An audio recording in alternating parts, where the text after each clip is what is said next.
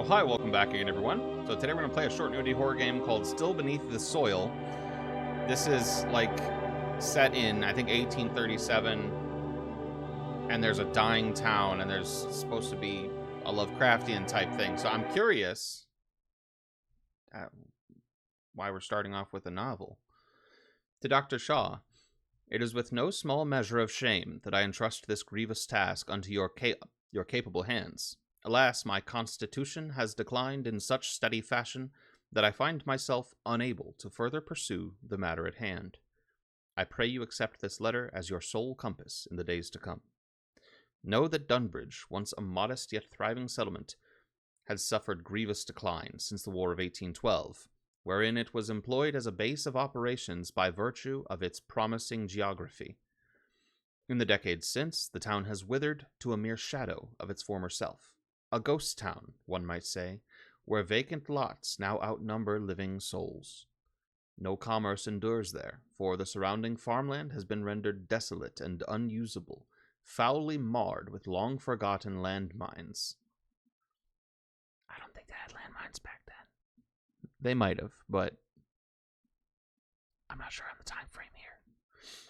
During my brief sojourn within the town's bounds, I chanced upon a young maid, daughter to the local butcher. A sorrowful tale, she told. Her father, now confined to his home since the great pestilence, is afflicted by a dreadful affliction of the skin, some deformity most unnatural, which has rendered him unfit for any labor. But I digress. What presses upon me... Well, damn. But I digress. What presses upon me with the greatest urgency is this, that you, with your learned mind and medical craft, uncover the true cause of the strange pestilence which I spake of when last we met. I had long thought a doctor's hand would prove more discerning than my own. Be warned, large swaths of the town have been cordoned off, a feeble attempt to bar entry and contain the sickness within. These, then, are the symptoms I did observe in those poor souls I encountered. Sores and pustules upon the flesh, thinning of the hair, hollow and gaunt countenances, absence of teeth and oftentimes fingernails, a harsh and ceaseless cough, unbidden spasms of the musculature. I am no physician, and this, I fear, is the full extent of my observations. I entreat you to proceed with the utmost caution. To my understanding, the affliction has not yet spread beyond Dunbridge. Mayhap its long isolation has kept the blight contained. May Providence guide your steps and shield you from harm. Thine in enduring friendship, Detective Howard Lively.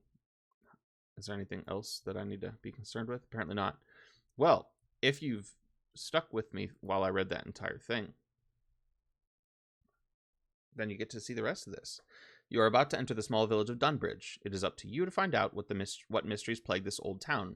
Look for the I symbol, then interact using E. Keep track of your timer in the bottom right corner of the screen. Certain actions will progress time. You only get 1 day to solve the mystery. Good luck and keep your wits about you. Oh shit, it's timed. Move fast or fail. Oh, we move kind of weird. We can't run or anything. 2 globs of unidentifiable meat have been strung up on a thick, rusted metal hook. The smell coming from the aged flesh is sickening. You suppress a gag. Okay.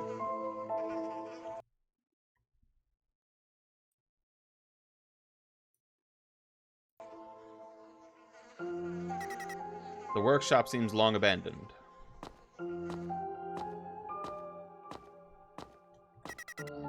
There's something on the floor here. You found a diary fragment. 1 of 3. I have been called to examine the strange case of Mr. Weltham. The villagers say he has been touched, and yet I cannot find a single record paralleling his condition.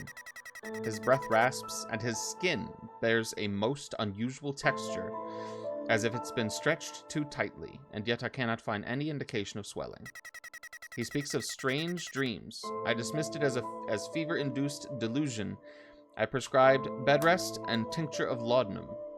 Yet his daughter says the dreams began before the illness. This all strikes me as very odd. The lower half of the page has been torn. You cannot read past this point. I'd like to see my character's face, because from the back we look unpleasant. The door is locked from the inside.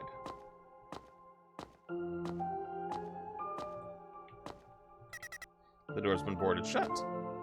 Excuse me, madam. The woman before you looks to be relatively healthy. The nails on her fingers look a tad pale. They boarded it up while I was gone. Said it was for safety, as if the house was already dead.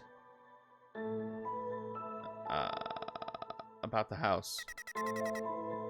It belonged to my father before he took ill, then to me, or so I thought.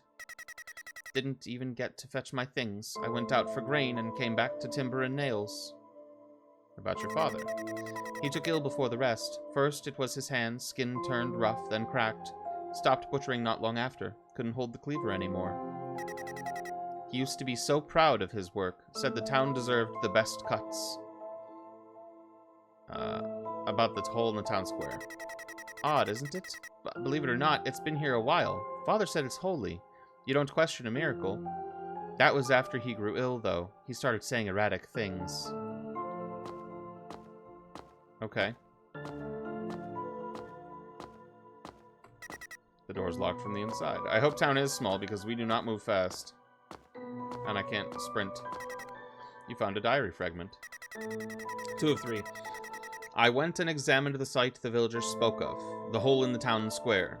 Though blocked off from the rest of town, I managed to slip my way past the barricade.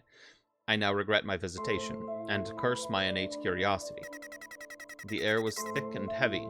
Not foul, more so wrong. I found a strange residue at the edge of the pit, dark, oily, and warm to the touch. It smelled sickeningly sweet. Something is growing down there, not in mass, but in presence. I must... The lower half of the page has been torn. You cannot read past this point. Whoa, whoa, whoa, whoa.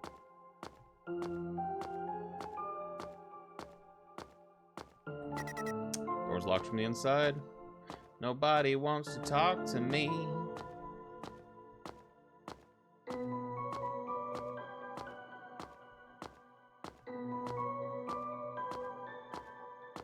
Am I not supposed to be back here? This looks like a big empty space. I'm gonna say you aren't supposed to be back here. Damn. Yeah, the map just ends. Oops. I went into the forbidden zone.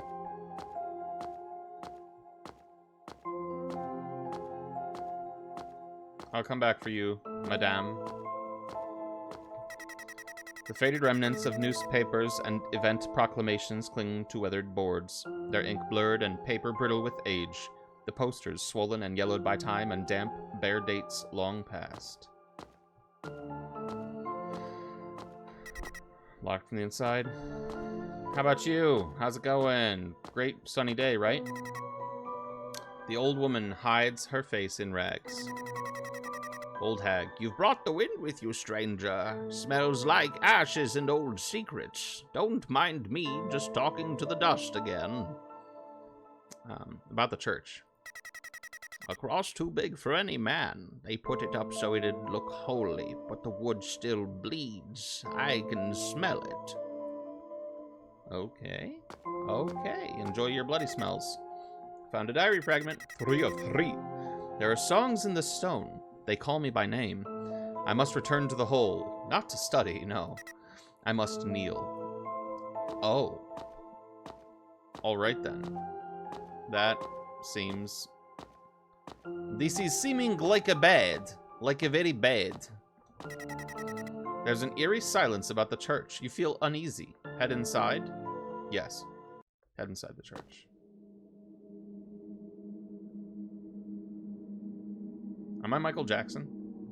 I just noticed my white gloves. I am Michael Jackson. Father Hugo. The Lord sees all who enter his house, even now. What brings you here, Doctor? About Dunbridge. The war has left many scars on this town, most on the flesh, some on the stone. If you seek answers, I advise you to tread lightly. These grounds still remember all that we'd prefer to forget. What's behind the altar? A reminder of sacrifice, of what we owe. Okay. The altar looms in silence. Its surface is warm to the touch, although no light falls upon it. You feel a slight thrum beneath your fingertips. Behind it, the crucifix rises, wood split and darkened, as though soaked in something that no blessing could cleanse. The air here does not move. It carries the stench of old sweat and iron.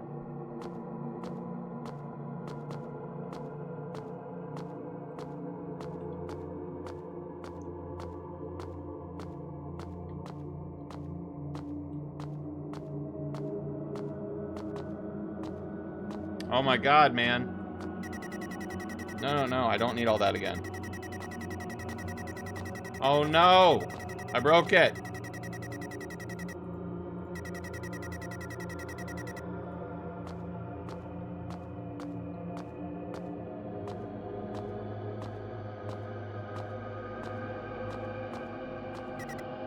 Do you wish to leave?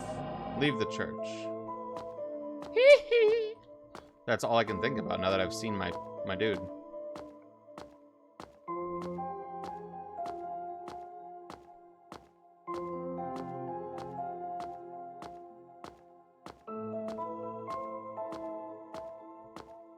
I already went this way. I think I've already been everywhere.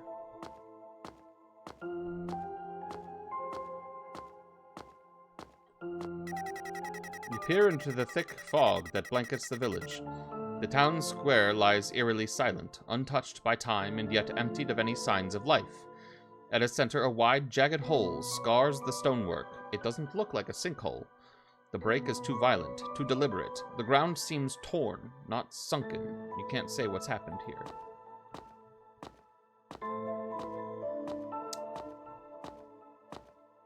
Oh, do I have to go that long way around the building then? That I thought I wasn't supposed to be? What was that sound? The alley is sealed off by a brittle wooden barricade, hastily nailed together and left to rot. Its planks creak in the breeze, more suggestion than deterrent. Peering through the gaps, you catch a flicker of movement deeper within. Break the rules and climb over. Hell yeah! Gonna get this shit. Well, hello, fair maiden. Mysterious woman. You shouldn't be here after dark, sir. Disease lingers around these parts. It's safer inside. What about the disease? It started with the dreams. Beautiful things whispering to me from the soil. I figured I must have finally gone mad, but then we all started dreaming. They say the church protects us, but that place makes my skin crawl. Okay, so... Can I go inside then? Door's locked, door's locked. You said it's safer inside, and yet... And yet I am not allowed to go inside the buildings. You wish to go back. Never mind. I'm busy. This must be the house the woman spoke of earlier. Care to spend some time? Oh, Care to spend some time together? Sure. What means you by oh, fuck! A whole chunk of my day just went. Woman, what kind of time did we just spend? Have you touched it yet? The cross? It pulsates like a living thing. About the cross behind the altar. They fed it to us. In the ale, the stew, the bread. We ate salvation, they said. Now look at me. I cough blood in the morning and dream of gold at night. This game is weird. This place is fucked up. Ah, yes, go back. Oh no, it's nighttime.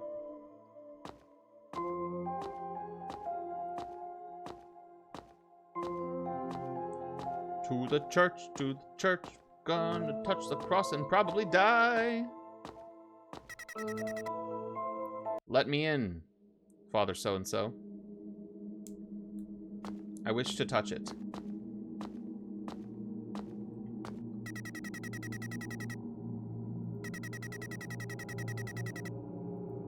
Sir, I want to touch the cross.